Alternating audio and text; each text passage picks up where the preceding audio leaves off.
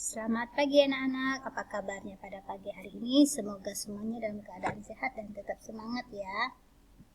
Seperti biasanya, sebelum kita memulai pembelajaran pada pagi hari ini, terlebih dahulu kita berdoa. Demi nama Bapa, Putra, dan Roh Kudus, amin. Bapa kami yang ada di surga, dimuliakanlah namamu, datanglah kerajaanmu, jadilah kehendakmu di atas bumi seperti di dalam surga. Berilah kami rezeki pada hari ini dan ampunilah kesalahan kami, seperti kami pun mengampuni yang bersalah kepada kami. Dan janganlah masukkan kami ke dalam pencobaan, tetapi bebaskanlah kami dari yang jahat. Amin. Demi nama Bapa, Putra, dan Roh Kudus. Amin. Pada pagi hari ini kita mempelajari tema 7 kebersamaan, subtema 1 kebersamaan di rumah, pembelajaran yang kelima. Dengan materinya berlari di dalam air, menemukan informasi pada dongeng, dan keragaman kegemaran. Semoga pada pagi hari ini anak-anak sudah bangun pagi, sudah mempersiapkan semuanya ya, sarapan, dan mengerjakan tugas-tugas yang diberikan oleh Bapak dan Ibu guru. Ayo kita lihat sama-sama pelajaran apa saja pada pagi hari ini. Yang pertama adalah PJOK dengan materinya berlari di dalam air. Berikut cara berlari di dalam air. 1. Melakukan pemanasan sebelum gerakan air. 2. Memilih kolam dengan ketinggian air tidak lebih dari leher. 3. Menyesuaikan suhu tubuh dengan suhu air. 4. Berdiri di dalam kolam dengan tegak dan tangan mengepal. 5. Melangkahkan kaki ke belakang dengan langkah pendek. Tingkatkan kecepatan secara bertahap hingga lari. Yang pertama ini, sebelum kita melakukan olahraga di dalam air, maka kita terlebih dahulu melakukan pemanasan dengan gerakan tangan dan kaki secara sederhana.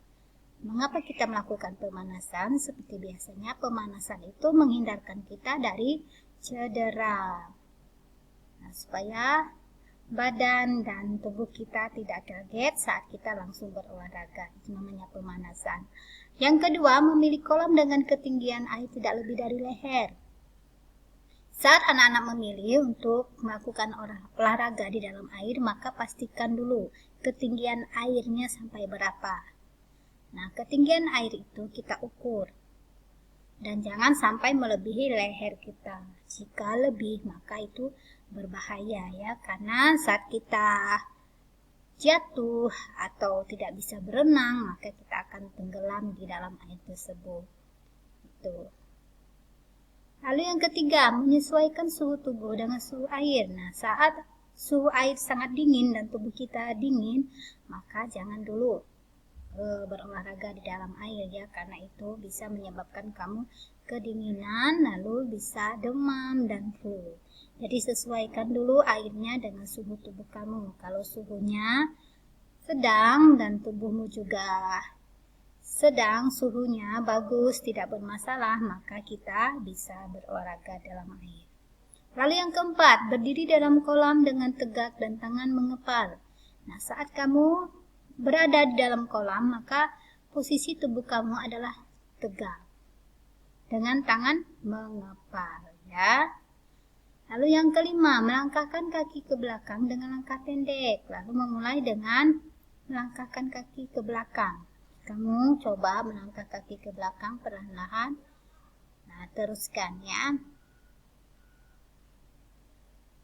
Lalu setelah kamu melakukan gerakan melangkahkan kaki ke belakang dan ke depan, bisa kamu tingkatkan kecepatannya secara bertahap.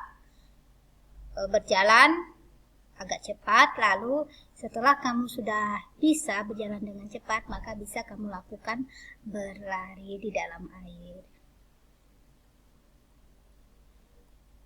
Yang sekarang adalah pelajaran bahasa Indonesia dengan materinya menemukan informasi pada dongeng. Dongeng mengandung informasi untuk pembaca.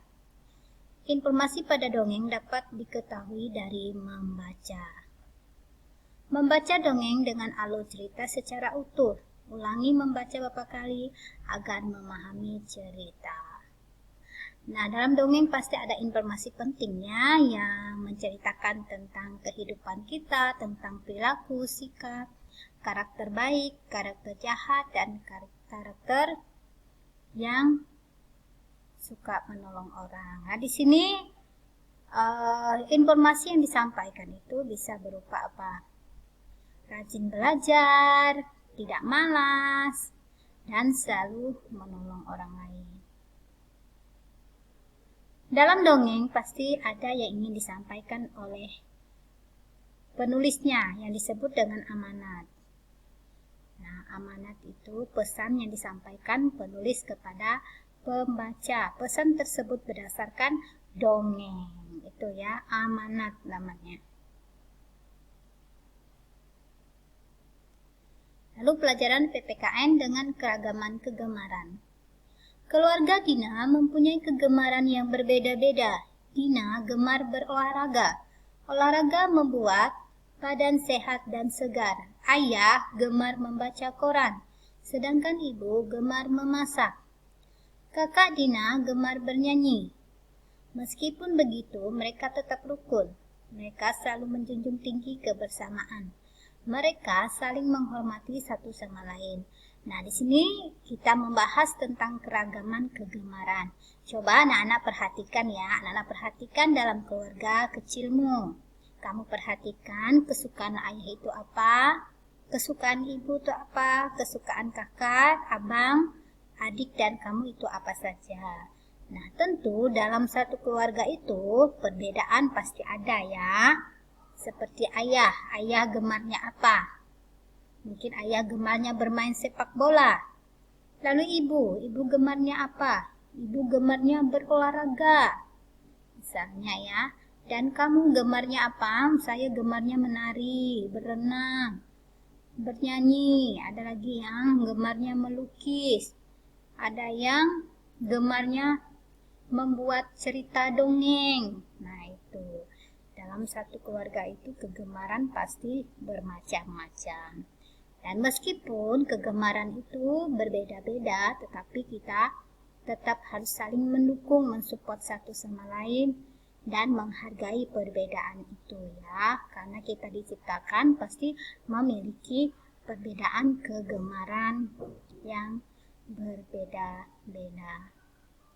Oke, nah anak-anak bisa mempraktekkan itu ya, mencari tahu kegemaran dalam keluargamu. Tanyakan ayah ibumu, abang atau adikmu ya.